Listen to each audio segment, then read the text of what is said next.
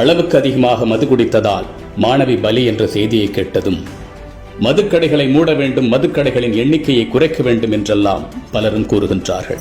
ஆனால் நம் பிள்ளைகளை நாம் ஒழுக்கமாக உருவாக்க தவறிவிட்டோம் என்று யாருமே ஒத்துக்கொள்ள தயாராக இல்லை.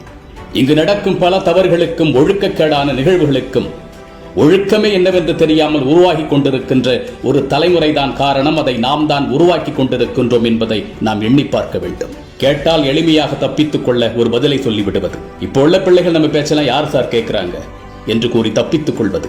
நான் கேட்கின்றேன், உங்கள் பிள்ளைகளுக்கு என்ன அறத்தை நீங்கள் போதித்திருக்கின்றீர்கள்? பட்டியலிட முடியுமா உங்களால்? ஒரு நாளைக்கு எத்தனை மணி நேரம் அவர்களுக்கு ஒதுக்குகின்றீர்கள்? அல்லது ஒரு வாரத்தில் எத்தனை மணி நேரம் அவர்களை நல்வழிப்படுத்துவதற்காக, நெறிப்படுத்துவதற்காக, முறைப்படுத்துவதற்காக நீங்கள் சிந்திக்கின்றீர்கள்?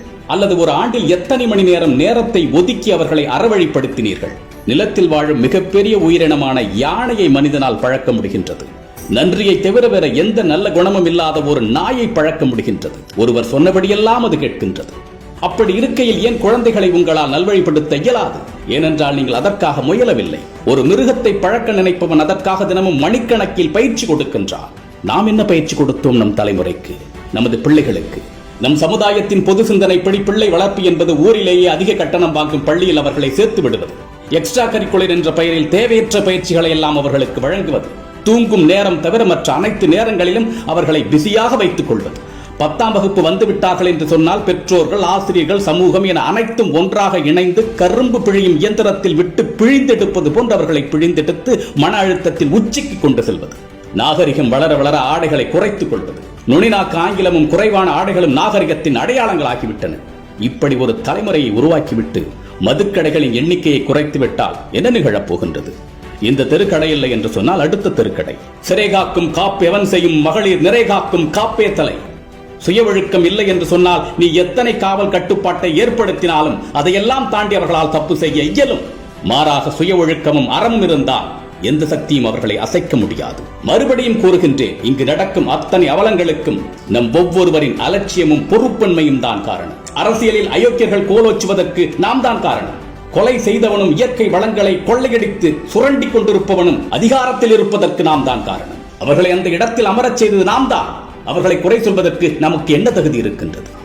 இங்கு நடக்கும் அத்தனை தவறுகளுக்கும் நாம் தான் காரணம். அதை நாம் தான் சரி செய்ய வேண்டும் என்பதை நாம் என்று உணர்கின்றோமோ அன்றுதான் இந்த தலைமுறை செழிக்கும், அன்றுதான் இந்த சமூகம் நல்வழிப்படும். என் அன்பு தமிழ் சொந்தங்களே, ஒரு தலைமுறை முற்றிலுமாக வழி தவறி போய்விட்டது. இனி வரும் தலைமுறையாவது முறைப்படுத்தி அறவழி காட்டுவோம். வாருங்கள். 3 வயது, 4 வயது, 5 வயது பிள்ளைகளை கொண்டுள்ள பெற்றோர்களே, நீங்கள் தான் எதிர்கால தமிழ் சமூகத்தை காக்க வேண்டியவர்கள். உங்கள் கையில் தான் என் சமூகத்தின் எதிர்கால வாழ்க்கையே அடங்கி இருக்கின்றது. தமிழை பழக்குங்கள், நம் அறத்தை சொல்லிக் கொடுங்கள். 100 திருக்குறளை ஒப்புவித்தலை காட்டிலும் ஒரு குறள் நெறிப்படி வாழ பழக்குங்கள். பிறரின் வலி என்றால் என்னவென்று சொல்லிக் கொடுங்கள். அடக்கத்தை, மரியாதையை பிள்ளைகளுக்கு சொல்லிக் கொடுங்கள். பிறரோடு பகிர்ந்து உண்ண கற்றுக் கொடுங்கள்.